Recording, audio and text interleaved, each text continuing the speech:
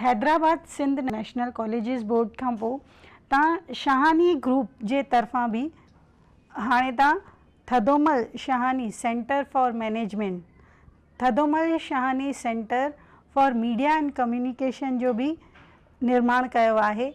इन्हनि जे पोयां कहिड़ी वीचारधारा आहे? असांजो फोकस जेको हो एम्प्लॉयबिलिटी ते, त मुंहिंजो माण्हुनि खे रोज़गार मिले। हा, छाकाणि मेन मक़सदु कंहिं बि इंस्टीट्यूशन जो आहे त असीं पढ़ी पोइ सुठी रोज़गार मिले, असीं कमाए सघूं।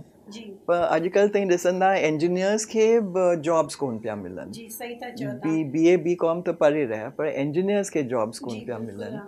त मुंहिंजो पुटु अखिल शाहानी, उनखे तालीम ॾाढी सुठी मिली आहे। उहो पहिरीं दून स्कूल में पढ़ियो, दून स्कूल बेस्ट स्कूल आहे इंडिया जो, ऐं तंहिंखां पोइ वरी थदोमल शाहानी इंजीनियरिंग कॉलेज में उन इंजीनियरिंग पास कई, ऐं पोइ MBA केलॉग ग्रेजुएट स्कूल में जेको शिकागो में आहे, उहो हार्वर्ड ऐं स्टैनफर्ड जी कतार में आहे। त उते जॾहिं शिक्षा उन तालीम प्राप्त कई त उनखे लॻियो त असीं इंडिया में घणियूं ॻाल्हियूं सुठियूं सिखियूं वेठा, पर के अहिड़ियूं ॻाल्हियूं आहिनि जेके वेस्ट में आहिनि ऐं उहे असीं इंडिया में कोन पिया सेखारियूं। जेको एजुकेशन सिस्टम आहे न, सफ़ा डिफरेंट आहे वेस्ट जो। त उते जेका नॉलेज आहे वधीक एक्सपीरियंशियल आहे, एक्सपीरियंस जे पारां, ऐं हिते रोट नॉलेज ऐं मगिंग आहे। त चईं त जॾहिं मां वापसि ईंदुसि इंडिया में त मां पंहिंजा कॉलेजिस पाण ई खोलींदुसि, ऐं उन्हनि जी फोकस हूंदी एम्प्लॉयबिलिटी ते, रोज़गारी ते। ऐं उन्हनि PhD बि कई आहे एजुकेशन एम्प्लॉयबिलिटी। त पोइ जॾहिं उहे वापसि आया त जाम कंपनीज़ में विया, अबाउट 200 कंपनीज़ में विया, ऐं उन्हनि खां पुछियईं त तव्हांखे असांजे स्टूडेंट्स मां छा छा खपे, त कहिड़े नमूने हिननि खे एम्प्लॉयमेंट ॾींदा। त जेके बि कंपनीज़ जा हेड्स हुआ उन्हनि चयो त असांखे डोमेन नॉलेज न खपे। डोमेन नॉलेज माना जेको बुक्स में अकेडमिक नॉलेज, उहा त अॼुकल्ह गूगल ते मिंट में मिली थी वञे। तव्हांखे कुझु बि खपे, तव्हांखे रोट करण जी ज़रूरत ई कोन्हे। त सॼो एजुकेशनल सिस्टम हाणे रीवैम्प पियो थिए। अॼुकल्ह इंटरनेट आहे, आर्टिफिशियल इंटेलिजेंस आहे, रोबोटिक्स आहिनि, त सभु उथल पुथल पियो थिए एजुकेशन में। ऐं ज़मानो एतिरो फास्ट पियो हली वञे, 6 महीने कुझु न्यू पियो अचे। त उन चयो त मां हिकिड़ो पहिरीं मैनेजमेंट इंस्टीट्यूट खोलींदुसि। त उन जो नालो रखियईं Thadomal Shahani Centre for management, छाकाणि उनखे यादि हो त दादा चयो त जेको बि इंस्टीट्यूट खोलो उहो मुंहिंजे पिता जे नाले ताईं ज़रूरु खोलिजो। त Thadomal Shahani Centre for management, जिते मेन ॻाल्हियूं छा ॾिसंदा आहिनि, एटीट्यूड, सॉफ्ट स्किल्स जंहिंखे चइबो आहे, attitude, problem solving skills, risk taking abilities, team spirit, ऐं चेंज, जेका चेंज, रैपिड चेंज पई थिए, त असांजा जेके ॿिया स्टूडेंट्स आहिनि एडजस्ट नथा करे सघनि चेंज ते। त अखिल जेका तालीम ॾिए पियो स्टूडेंट्स खे, त उहा इन्हनि ते वधीक फोकस था कनि। ऐं डोमेन नॉलेज त ॾियणी थी पए, उहो त ज़रूरी आहे, त उहो बि असीं ॾींदा आहियूं, पर साइड बाय साइड इन्हनि ॻाल्हियुनि ते असीं इन्हनि खे महत्वपूर्ण सम्झूं था। मतिलबु अखिल बि पंहिंजे दादाजी जे नक्शे कदम ते अॻिते वधी रहियो आहे। एड्यूकेशन जी फील्ड में, पढ़ाई इल्मु ॾियण जी फील्ड में वधीक अॻिते आहे। चिकित्सा जे क्षेत्र में बि तव्हांजे तरफ़ां खां कहिड़ा कार्य चालू आहिनि? घणनि माण्हुनि खे इहा ख़बर कोन्हे त जसलोक हॉस्पिटल ठहियो दादा जे करे, दादा केटी शाहानी जे करे। इहो मुंहिंजी ससु मूंखे ॿुधायो हो। इहो असां ॿुधो हुयोसीं त जसलोक हॉस्पिटल पहिरीं उल्हासनगर में ठहण वारी हुई। उते हो, पोइ वरी इहो प्रोजेक्ट मुंबई आयो, चैनराय, उते चैनराय हॉस्पिटल हो। त जेका चैनराय फैमिली हुई, जसोती ऐं लोकूमल चैनराय, त उन्हनि खे इहो पतो हो पेडर रोड ते। त चैनराय फैमिली इहो सोचियो त उहे उते हिकु 5 स्टार होटल खोलींदा या लग्जरी अपार्टमेंट्स ठाहींदा। पर दादा उन्हनि खे चयो त हीअ सभु ठाहिण जो फ़ाइदो छा, तव्हांखे हीअ करण सां रुगो मिलंदो छा, रुगो पैसो मिलंदो, तव्हांखे ॿार त आहिनि ई कोन, पोइ हीअ सभु पैसो ताईं कंहिंजे लाइ छॾे वेंदा। त उन्हनि चयो हीअ त राइट ॻाल्हि आहे, पोइ असीं छा करूं। त दादा चयो अथईं अहिड़ो कुझु खोलो जेका तव्हांजे लाइ हिकु लेगेसी थी वञे, जो पूरी दुनिया तव्हांखे सॼी उमिरि यादि रखे। ऐं हिते को हॉस्पिटल आहे ई कोन, त तव्हां हिते हॉस्पिटल खोलो। त तॾहिं ही जसलोक हॉस्पिटल ठहियो। उन्हनि चयो दादा असीं त पढ़ियल कोन आहियूं मेडिकल फील्ड में, त असीं कीअं हॉस्पिटल खोलींदासीं। त दादा चयो अथईं ग़लती न करो, मां तव्हांखे मदद कंदुसि। पर अजब जी इहा ॻाल्हि आहे त दादा पाण कोन पढ़ियल हुआ, उन्हनि मैट्रिक बि कोन पास कई हुई, पर उन्हनि खे अहिड़ो कन्विक्शन हो कि मां हीअ सभु करे सघंदुसि त जेके बि उन जा मेडिकल फ्रेंड्स हुआ सिंधियुनि में, त उन्हनि खे एकत्रित करे दादा उन्हनि खे चयो त तव्हां असांखे मदद करो। त दादा हीअं कोलैबोरेशन ऐं कलेक्टिव एफर्ट सां काफ़ी कम कंदा हुआ। त इहो इन खे टीम वर्क चइबो आहे। त दादा जेको आहे ॿियो हिंदुजा हॉस्पिटल बि दादा जेके फाउंडिंग मेंबर्स हुआ उन्हनि में दादा फाउंडिंग मेंबर हुआ। त जेका पहिरीं डोनेशन मिली हिंदुजा हॉस्पिटल में उहा दादा जे पारां मिली। त जॾहिं अशोक हिंदुजा मिलंदा आहिनि, मूंखे मिलिया साल थी विया उनखे, त मूंखे ईअं इंट्रोड्यूस कई त हिननि जी फैमिली असांखे मदद कई ही हॉस्पिटल उन जी स्थापना करण में, असांजी हिमत वधाई। दादा खां पोइ असांखे बि लॻियो त दादा हेतिरो कयो आहे हेल्थ केयर जे लाइ, त असीं कुझु करूं। पर ॾुख जी ॻाल्हि आहे त दादा जा जेके नंढा पुट हुआ अजीत, मुंहिंजे हस्बैंड जा नंढा भाउ, त उहे कैंसर जे करे गुज़ारे विया नंढी उमिरि में। त मुंहिंजे हस्बैंड खे वॾो सदमो थियो इन ॻाल्हि जो। केरु कुझु खोलणु चाहींदो हो डायग्नोस्टिक सेंटर, त उहे असां वटि आया त असांखे पैसा खपनि डायग्नोस्टिक सेंटर जे लाइ। त मुंहिंजे हस्बैंड किशोर यकदमि चेक कढी ॾिनो, चयईं त तव्हीं हिते डायग्नोस्टिक सेंटर खोलो, पर मुंहिंजे भाउ जे नाले। त अजीत शाहनी डायग्नोस्टिक सेंटर खुलियो वर्ली में, वर्ली नाका ते। तंहिंखां पोइ मुंहिंजी माउ गुज़ारे वई, कैंसर में न, उनखे कैंसर हो पर ओल्ड एज जे करे गुज़ारे वई। त उन जे नाले असां हिकिड़ो सेंटर खोलियो for the early detection of cancer. उहो नायगांव में आहे ऐं हीअ कैंसर पेशेंट्स एड एसोसिएशन जे थ्रू आहे। त असां पंहिंजा पैसा ॾिना, पर ॿियूं जेके असांजूं संस्थाऊं जिन खे असीं सुञाणियूं उन्हनि बि डोनेशन ॾिनो। त तीअं असांजो ही centre for the early detection of cancer स्थापित थियो नायगांव में, ऐं असां जाम लाइव्स बचायूं आहिनि, छाकाणि अर्ली डिटेक्शन सां त लाइव्स बची सघंदी आहे। हेतिरो सभु कार्य में तव्हां बिज़ी हुया, उन खां पोइ तव्हांखे Sawhney academic and global empowerment foundation जो निर्माण करण जो वीचार कीअं थियो? असां वटि जाम अहिड़ा माण्हू ईंदा हुआ जेके सिंधी कोन हुआ, पर उन्हनि खे तमामु घुर्ज हुई पैसनि जी, ऐं अहिड़ा केसिस ईंदा हुआ जो मूंखे रोअणु अची वेंदो हो। पर दादा जेका ट्रस्ट खोली थदोमल शाहनी ट्रस्ट, त उहा रुगो सिंधियुनि जे लाइ हुई, छाकाणि दादा चाहींदा हुआ त असीं सिंधियुनि खे मदद करूं। ऐं दादा कंहिंखां डोनेशन कोन वठंदा हुआ। त असां महसूसु करणु शुरू कयो त असांखे लिमिटेशन थी वई आहे। हिकिड़ो त असीं ॿियुनि ज़ातियुनि खे नथा मदद करे सघूं, ऐं ॿियो त हिकु फैमिली घणनि खे मदद करे सघंदी, ने त पैसा खुटी पवंदा। त छाकाणि the need is more than the supply always. त पोइ मूं पंहिंजे हस्बैंड खे चयो त असांखे पंहिंजो ही ईगो विसारणु घुरिजे, त असीं कंहिंखां डोनेशन कोन वठंदासीं। त पोइ मुंहिंजे हस्बैंड अग्री कयो। त पोइ असां शहानी अकेडमिक ऐं ग्लोबल एम्पावरमेंट फाउंडेशन खोलियो। ग्लोबल एम्पावरमेंट छो? छाकाणि असांजो हाणे ग्लोबल ऑर्गेनाइज़ेशन थी वियो आहे, सॼी दुनिया में असांजी पहचान थी वई आहे। ऐं त शॉर्ट फॉर्म में असीं उनखे चऊं था सेज फाउंडेशन, ऐं इहो नालो मूंखे ॾाढो वणियो। क्लिंटन ग्लोबल इनिशिएटिव सां तव्हांजो कमु करण जो गॾु कीअं मौक़ो मिलियो? प्रेसिडेंट क्लिंटन हिकु फाउंडेशन खोली आहे जंहिंखे क्लिंटन ग्लोबल इनिशिएटिव चवनि था। त उहे सॼी दुनिया में ॾिसंदा आहिनि त कहिड़ियूं कहिड़ियूं संस्थाऊं सुठो कमु वेठियूं कनि।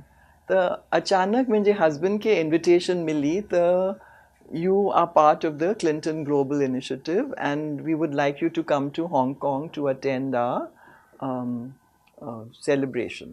त असांखे जॾहिं निमंत्रण आयो त मां पंहिंजी हस्बैंड जी जॻह ते वियसि, छाकाणि उहे बिज़ी हुआ पंहिंजे कम में। त जॾहिं मां हुते पहुतसि त असांखे पहिरीं सां पंहिंजे बारे में लिखी उन्हनि खे सभु डिटेल्स ॾियणा पिया। त एंड में प्रेसिडेंट क्लिंटन रुगो 25 ॼणनि खे सिलेक्ट कयो, सॼी दुनिया मां 450 माण्हू घुराया हुई। त 25 माण्हू जेके घुराई पंहिंजे एरिया में, जेका होटल में, उनखे रेजिडेंसी चयूं। त उते मुंहिंजो बि नालो अची वियो, त मां वाइरी थी वियसि त मुंहिंजो नालो सॼी दुनिया में कीअं अची वियो आहे उन्हनि 25 माण्हुनि में। त जॾहिं मां हुते पहुतसि, असांखे प्रेसिडेंट क्लिंटन सां रुगो 2 मिंट मिलिया ॻाल्हाइण जा। त मूं चयो हाणे 2 मिंटनि में मां पूरी राम कथा कीअं ॿुधाईंदुसि उनखे, त मां छा चवां जीअं उहे सम्झनि त असीं छा वेठा करूं। त मुंहिंजे मन में कुझु आयो कोन, मुंहिंजो हार्ट तमामु ज़ोर सां पियो बीट थियो ऐं मुंहिंजी हार्ट सर्जरी थी हुई उन खां 2-3 महीना पहिरीं। पर जॾहिं मां उते वियसि प्रेसिडेंट क्लिंटन वटि, त मूं ॾिठो ॿिया माण्हू पंहिंजी संस्था जे बारे में पिया ॿुधाइनि ऐं उहे तमामु बोर थी हैंडशेक करे करे थकिजी पिया, ऐं मुंहिंजो चांस लास्ट आयो छाकाणि मां गुम थी वियसि उते होटल में, त मां लास्ट वञी पहुतसि। उहा सुठी ॻाल्हि हुई मुंहिंजे लाइ, छाकाणि मूं ॾिठो ॿिया छा वेठा चवनि, त मूं चयो हीअ त इंट्रस्ट कोन वठंदा, मां छा वेठी चवां ऐं छा वेठी कयां। त मूं उन्हनि खे चयो, my heart beats because of you, I'm the same age as you and I had my heart surgery the same time as you.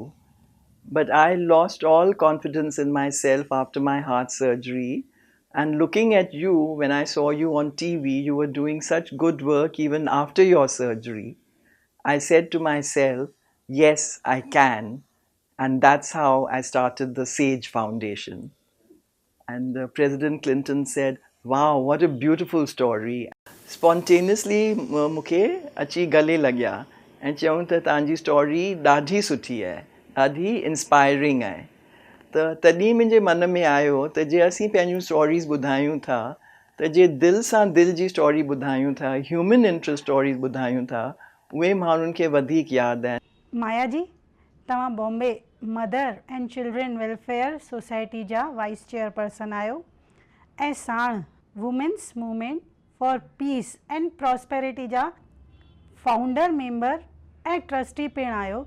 कुझु इन्हनि फाउंडेशन्स जे बारे में बि असांखे ॿुधाईंदा?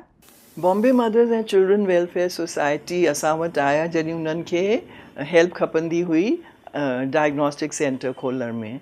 त जॾहिं असां अजीत शाहानी जे नाले ही सेंटर खोलियो त उन्हनि मूंखे पंहिंजी संस्था जो वाइस चेयरपर्सन ठाहियो।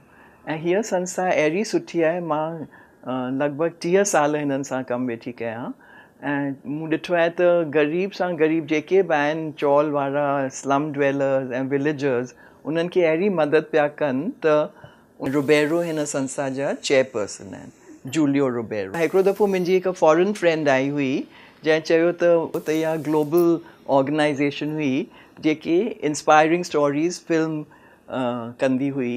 त उन चयो मूंखे हिकु अहिड़ी प्रोजेक्ट फिल्म करणी आहे जेका हफ़्ते जे अंदरि फ्रॉम स्टार्ट टू फिनिश ताईं को चमत्कार ॾेखारे सघूं। त मां उनखे वठी वियसि हिन विलेज में जिते Bombay Mothers and children welfare Society tribal villages जी संभाल कंदा हुआ।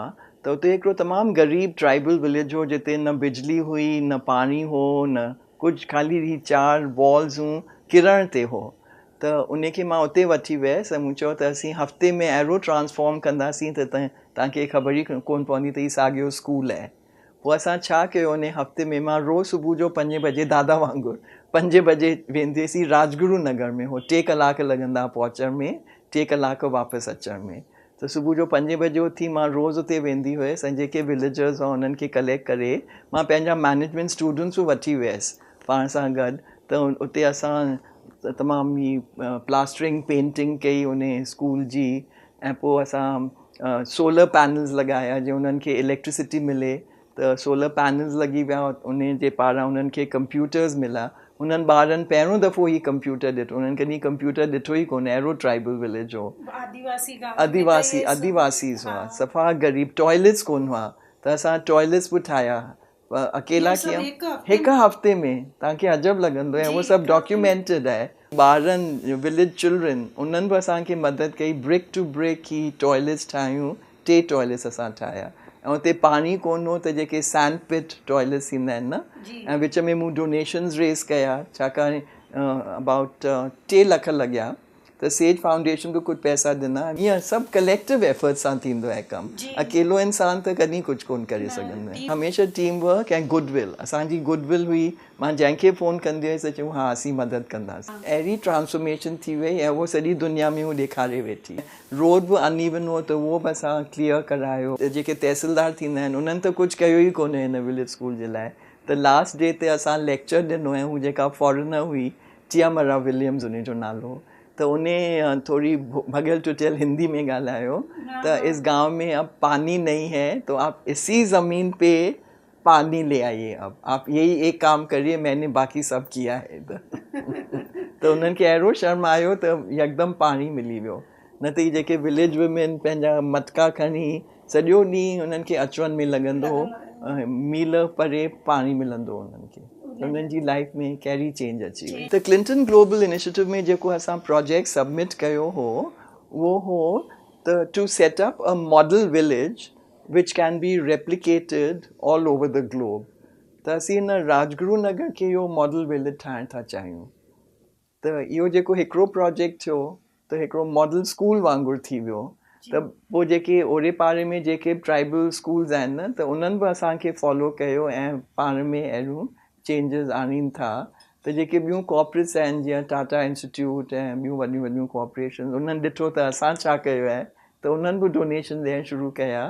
त हाणे असांजा शायदि 17 अहिड़ा ट्राइबल स्कूल्स थी विया आहिनि। ॾाढी सुठी ॻाल्हि आहे। विमेन्स मूवमेंट फॉर पीस ऐं प्रॉस्पेरिटी जी मां फाउंडर ट्रस्टी आहियां। इहा संस्था इंदू जैन चालू कई हुई जेका टाइम्स ग्रुप जी चेयरपर्सन आहे। त उन जी सोच हुई त जेके विमेन आहिनि उन्हनि खे कंपैशन आहे, त विमेन ई ख़ाली दुनिया में पीस आणे सघंदियूं। त जेके मर्द आहिनि उहे त they work out of passion, but women work out of compassion. त पोइ इंदू जैन मूंखे इन संस्था जो फर्स्ट चेयरपर्सन ठाहियो ऐं पोइ असीं पंहिंजे थदुमल शाहनी सेंटर फॉर मैनेजमेंट जे पारां जाम हेल्प करूं था गर्ल स्टूडेंट्स खे, छाकाणि मां हमेशह सम्झंदी आहियां त गर्ल्स खे, छोकिरियुनि खे फाइनेंशियली स्टेबल थियणु घुरिजे। पंहिंजनि पेरनि ते जेसिताईं न खड़ियूं थींदियूं त उहे लाइफ फेस कोन करे सघंदियूं, छाकाणि का सिक्योरिटी कोन्हे अॼुकल्ह। त जे फाइनेंशियली इंडिपेंडेंट हूंदियूं त उहो कुझु बि फेस करे सघंदियूं। ख़ाली इकोनॉमिकली न पर पॉलिटिक्स में, सोशल फील्ड में, कहिड़े बि फील्ड में जे मर्द ऐं ज़ालियूं गॾु कमु कंदियूं तॾहिं नेशन अॻियां वधी सघंदो। छाकाणि जीअं चवंदा आहिनि न चाइनीज़ में यिन एंड यांग, असां ॿिन्ही खे हिक ॿिए जी ज़रूरत आहे। मां हिन में तमामु बिलीव कंदी आहियां। जीअं मुंहिंजो हस्बैंड ऐं मां केरी कोन सम्झी सघंदो त अॻियां केरु आहे पुठियां केरु आहे, असीं साइड बाय साइड हलंदा आहियूं हमेशह हिक ॿिए खे सहारो ॾेई। जेको आहियां उन्हनि जे करे बि आहियां, छाकाणि उन्हनि मूंखे हिकिड़ो त एतिरो प्यारु ॾिनो ऐं एतिरी रिस्पेक्ट ॾिनी। ऐं मुंहिंजे हस्बैंड त जे चवंदा आहिनि न, मां पाण खे सम्झंदी आहियां त मां चांद जो टुकड़ो आहियां, पर मुंहिंजा हस्बैंड धरती आहिनि, मुंहिंजी धरती आहिनि। जेका मुंहिंजी सपोर्ट आहे मुंहिंजे हस्बैंड जे करे आहे। मूंखे एतिरो क्वाइटली सपोर्ट ॾींदा आहिनि हमेशह। कॾहिं कॾहिं मां चवंदी आहियां हेतिरो कमु आहे मां सभई छॾे थी ॾियां, पर मुंहिंजा हस्बैंड चवंदा आहिनि न न तूं एतिरो सुठो कमु वेठी करी, तूं ज़रूरु इहो कर, मां तोखे फुल सपोर्ट ॾींदुसि। त कॾहिं कोन मुंहिंजी लाइफ में इंटरफियर कयूं त तूं ही छो वेठी करी।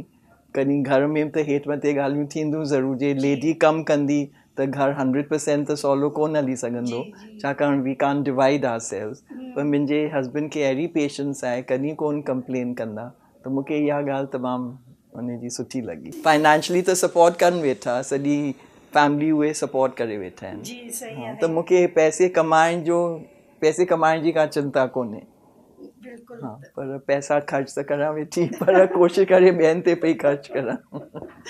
माया जी, तव्हां ग्लोबल डायलॉग फाउंडेशन जा बि वाइस चेयरपर्सन आहियो।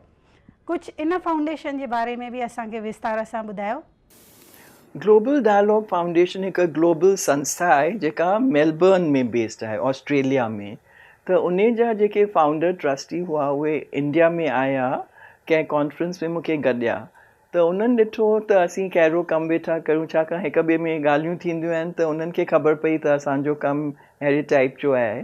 त उहे पाण ई आया मूं वटि ऐं चयूं त तूं ग्लोबल डायलॉग फाउंडेशन जी कमिटी मेंबर थी। पर जॾहिं ॾिठईं त जेको मां कमु करां वेठी त उनखे अहिड़ी कॉन्फिडेंस अची वई त मूंखे यकदमि वाइस चेयरपर्सन ठाहे चयईं।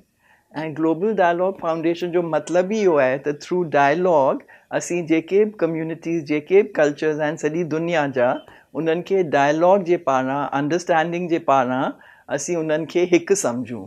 जीअं असीं अॼुकल्ह दुनिया में छा थी वियो आहे, डिवाइसिव फोर्सिस आहिनि, सभई चवनि था मां तूं हिंदू तूं मुस्लिम तूं क्रिश्चन, ईअं न थियणु घुरिजे, असां सभिनी खे हिकु थियणु घुरिजे, छाकाणि असीं इंसानियत खे सम्झूं ऐं रिलिजन्स ते ज़्यादा न फोकस करूं, छाकाणि रिलिजन्स जे करे ई झगड़ा पिया थियनि। असांजो collaboration United Nations Alliance of Civilization सां आहे ऐं असीं वेंदा आहियूं जिते दोहा में बाकू में जेके ग्लोबल प्लेसिस आहिनि उते असांजूं कॉन्फ्रेंसिस हलंदियूं आहिनि ऐं असां मेमोरेंडम ऑफ अंडरस्टैंडिंग बि साइन कयो आहे उन्हनि सां त असीं तव्हांजो जेको अलायंस ऑफ सिविलाइजेशन्स आहे उन जो टारगेट असीं तव्हांजे लाइ कंप्लीट करे ॾींदासीं। त असीं यूनाइटेड रिलिजन्स थी सघनि थियूं, religions can be united if people want to, संभावना अचणु घुरिजे ऐं उहा अचे पई आस्ते आस्ते।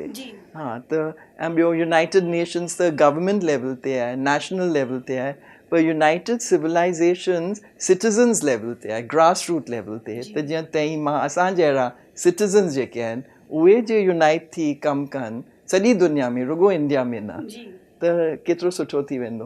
त असीं उहो कयूं वेठा, पर हाणे ॾिसनि था त इंडिया में तमामु सुठो कमु पियो थिए यूनिटी जो, त असां हिकिड़ो वर्ड कॉइन कयो आहे यूनिटी इन डाइवर्सिटी। इंडिया में अहिड़ी डाइवर्सिटी आहे तॾहिं असां में ॿधी ऐं यूनिटी आहे ॿियनि शहरनि जे भेट में। असां शुभकामनाऊं ॾींदासीं तव्हांखे त तव्हांजो इहो बि सुपिनो पूरो थिए जल्दी, सिंधी भाषा खे बि वधाइजे, उन जे बारे में तव्हांजा कहिड़ा वीचार आहिनि? मां त चवंदसि त हीअ तमामु ज़रूरी ॻाल्हि आहे, जेके असांजा ॿार आहिनि त उन्हनि खे असीं ही सम्झायूं, इहो असांजो ॾोह आहे त असीं पंहिंजनि ॿारनि खे ॿुधायूं नथा त असांजी सिविलाइजेशन कहिड़ी वॾी ऐं वधियल हुई, द इंडस वैली सिविलाइजेशन। मां त फ़ख्र सां चवंदसि त मां सिंधी आहियां, छाकाणि मोहन दड़ो कंहिं बि हिस्ट्री बुक में इहो लिखियलु कोन्हे त हीअ सिंधी सिविलाइजेशन हुई, पर असांखे इहो ॾिसणु घुरिजे त हिननि खे सिंधी वर्ड ज़रूरु लिखणु घुरिजे, छाकाणि हीअ सिंधियुनि जी सिविलाइजेशन हुई। ऐं असांजा जेके सूफ़ी सेंट्स आहिनि, जेके पोइट्स आहिनि, ऐं असीं कल्चर ऐं लिटरेचर में नथा फोकस करूं, असीं रुगो पढ़ाई ते त असांखे पैसा कीअं वधीक मिलनि, पर उहो त सभु मटीरियलिस्टिक थी वियो न, पर जेका सची वेल्थ आहे असांजी उहा त असां विसारे छॾी आहे। ऐं जेसिताईं असीं पंहिंजनि रूट्स ते कोन पहुचंदासीं त असीं उखड़जी वेंदासीं जल्दी। हा, त असांजा रूट्स तमामु स्ट्रॉन्ग हुअणु घुरिजनि ऐं जेका हीअ जनरेशन आहे असांजी जनरेशन, असांखे इहो ॾिसणु घुरिजे त असीं वधीक सिंधी फंक्शन्स कयूं, जीअं तव्हीं वेठा करो, तव्हीं ॾाढो सुठो कमु वेठा कयो, जीअं तव्हांजो अॼुकल्ह त इंटरनेट ते हिकु सेकेंड में सॼी दुनिया में फैलिजी थो वञे, त जेतिरा ताईं वधीक लीडर्स इंटरव्यू कंदा ऐं जेको करे वेठा आहिनि सिंधियुनि जे लाइ, जेतिरो ताईं वधीक ब्रॉडकास्ट कंदा त उहो ॾाढो सुठो थींदो, छाकाणि घटि में घटि असांजा ॿार त इन पारां सिखी सघनि, एतिरियूं सुठियूं इंस्पायरिंग स्टोरीज़ ॿुधी सघंदा, उन्हनि खे ख़बर पवंदी त सिंधी केतिरो यूनाइटेडली कमु करे सघनि था, त केतिरी सुठा दूरांदेशी आहिनि सिंधी, भई सूफ़ी त आहिनि, दूरांदेशी बि आहिनि, गॾिजी करे कमु करण में यकीन रखनि था। असां सां दिलेर सिंधी जे प्रोग्राम में अची करे कीअं लॻो? मूंखे अहिड़ी ख़ुशी थी, मुंहिंजो हिकु त संस्था हिकिड़ो चैनल अहिड़ो आहे जेको ही पॉज़िटिव स्टोरीज़ पियो ॿुधाए, छाकाणि जेसिताईं ताईं ॿुधाईंदा कोन त इहे सभु दॿिजी वेंदियूं स्टोरीज़, ऐं जे हिस्ट्री दॿिजी थी वञे त then there is nothing left. History is our true treasure, our true wealth. दर्शको, साॻे नाले जा त कई इंसान हूंदा आहिनि, पर पहचान कर्मनि सां थींदी आहे। वक़्त जे दज़ ते उहे ई पंहिंजे पेरनि जा निशान छॾे सघंदा आहिनि, जिन खे भीड़ मां अलॻि रहण जे लाइ कुझु करे ॾेखारण जी क्षमता हूंदी आहे, जिन में दृढ़ता हूंदी आहे। माया जी जंहिं फैमिलीअ में शादी करे आया, उन सॼे परिवार खे ई हुननि सिंधियुनि जे लाइ, ॿियनि जे लाइ घणो ई कमु कंदे ॾिठो। तव्हां बि सोचो त जे पंहिंजे आसे पासे में असां ॿिनि ॿारनि खे बि सिंधी पढ़णु लिखणु ऐं ॻाल्हाइणु सेखारीसीं त असांजो बि असांजी मातृभाषा ॾांहुं फ़र्ज़ु पूरो थींदो। ज़रा सोचींदा। अचो त ॾेई हथ में हथ हिकु क़दम अॻिते वधायूं, सिंधी ॿोली ऐं तहज़ीब खे ऊचाइयुनि ते पहुचायूं, सिंधियुनि जो शान वधायूं। जीए असांजी सिंधियत।